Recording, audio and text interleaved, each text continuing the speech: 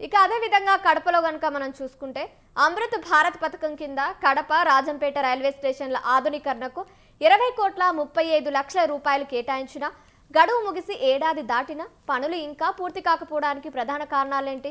ఎస్కలేటర్లు, లిఫ్టులు, 12 మీటర్ల foot over bridge పనుల్లో ఎందుకు ఇంత జాప్యం జరుగుతోంది?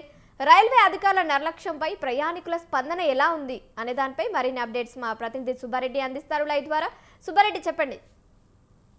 Good morning Kavya. ఏదైతే అమృత్ భారత్ స్టేషన్స్ పథకంలో భాగంగా పలు అభివృద్ధి కార్యక్రమాలకు ఏదైతే ఈ ఈ పథకం ద్వారా చేపట్టినటువంటి పరిస్థితి ఉంది. ఈ అభివృద్ధి పనుల్లో భాగంగా ఈ అమృత్ భారత్ స్టేషన్స్ సంబంధించినటువంటి పథకానికి కడప జిల్లాలో ఒక కడప, అలాగే రాజంపేట 2 రైల్వే స్టేషన్లను ఎంపిక చేయడం జరిగింది. వీటికి సంబంధించి అభివృద్ధి పనులకు సంబంధించి 2024 ఫిబ్రవరి 26వ తేదీన ఆహ్, భారత ప్రధాని వర్చువల్ ద్వారా వీటి యొక్క అభివృద్ధి పనులకు సంబంధించి పనులు ప్రారంభించినటువంటి పరిస్థితి అయితే ఉంది. అయితే పనులు ప్రారంభించిన తర్వాత 18 నెలల్లో ఈ పనులు ఏదైతే అభివృద్ధికి సంబంధించినటువంటి పనులు ప్రారంభించినటువంటి సమయాన్ని తీసుకొని 18 నెలల్లో పూర్తి చేయాల్సినటువంటి పరిస్థితి అయితే ఉంది. అయితే ఇప్పటికే అటు కడప రైల్వే స్టేషన్ తీసుకున్నట్లయితే కడప రైల్వే స్టేషన్‌కి సంబంధించి దాదాపు 20,35,00,000తో ఈ అభివృద్ధి పనులనేటువంటివి చేపట్టడం జరిగింది. రాజంపేటలో ఇప్పటికే దీనికి సంబంధించి ఏదైతే ఈ అమృత్ భారత్ స్టేషన్స్‌కి సంబంధించినటువంటి పథకానికి సంబంధించినటువంటి పనులు కూడా పూర్తి అయిపోయినటువంటి పరిస్థితి. మరి కడప మాత్రము ఈ పనులన్నిటివి కూడా నత్తనడకన సాగుతున్నాయని చెప్పుకోవచ్చు. ఈ పనుల్లో భాగంగా ఏదైతే అటు 12 మీటర్లతో ఉండేటువంటి ఫుట్ ఓవర్ బ్రిడ్జ్‌తో పాటు ఎస్కలేటర్లలో అలాగే ఆహ్, రెండో ప్లాట్‌ఫారానికి సిఓపి అంటే ప్లాట్‌ఫార్మ్‌కి సంబంధించినటువంటి కవరింగ్ ఏదైతే ఉందో దాన్ని, అలాగే మొదటి ప్లాట్‌ఫార్మ్ విస్తరణ, అలాగే ఏసీకి సంబంధించినటువంటి రూమ్‌లు, అటు ప్రయాణికులతో పాటు స్టేషన్ మేనేజర్‌కు, రైలుకు సంబంధించినటువంటి నెట్వర్క్ కార్యాలయాలు వీటన్నిటిని కూడా ఈ అమృత్ భారత్ స్టేషన్స్‌లో భాగంగా డెవలప్ చేసేటువంటి అభివృద్ధి పనుల్లో వీటన్నిటి కూడా నిర్మాణం చేపట్టడం జరిగింది. గతంలో ఉండేటువంటి ఏదైతే ఈ కార్యాలయాలన్నీ ఉండేటువంటివన్నిటిని పూర్తిగా డిమాలిష్ చేసి, పూర్తిగా కూలదోసి కొత్తగా ఏదైతే అమృత్ భారత్ స్టేషన్‌కు సంబంధించి ఏ విధంగా ఉండాలి, ఎలాంటి నిర్మాణాలు ఉండాలనేటువంటి కోణంలోనే ఈ నిర్మాణం చేపట్టడం జరిగింది. అయితే ఈ పనులన్నిటి కూడా ఆలస్యమైనటువంటి నేపథ్యంలో ఇప్పటికే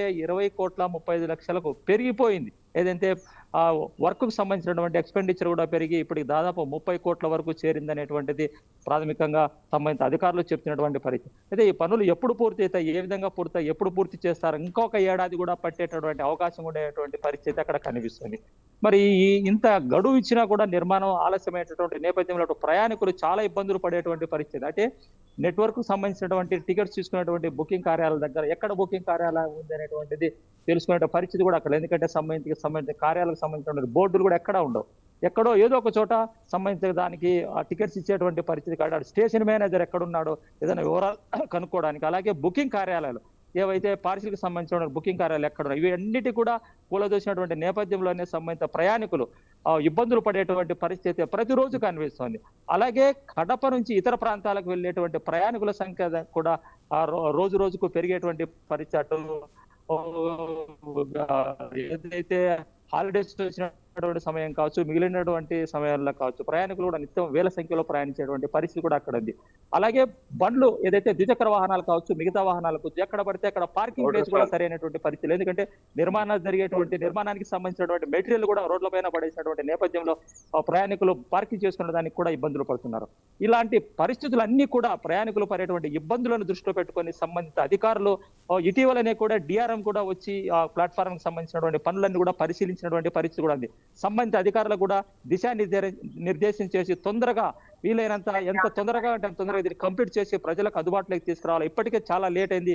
ఇలాగే కొనసాగినట్లయితే కఠినంగా వ్యవహరించాల్సి వస్తుంది అనేటువంటిది కూడా సంబంధిత అధికారులకు కూడా హుకుం జారీ చేసినటువంటి పనులకు సంబంధించినటువంటి పనులు ఏవైతే ఉన్నాయో వాటిని తొందరగా పూర్తి చేసి ఆ ప్రయాణికులకు ఇబ్బందులు లేకుండా ప్రయాణికులకు అందుబాటులోకి తీసుకొచ్చి, అలాగే పని ఏదైతే వర్క్‌కు సంబంధించినటువంటి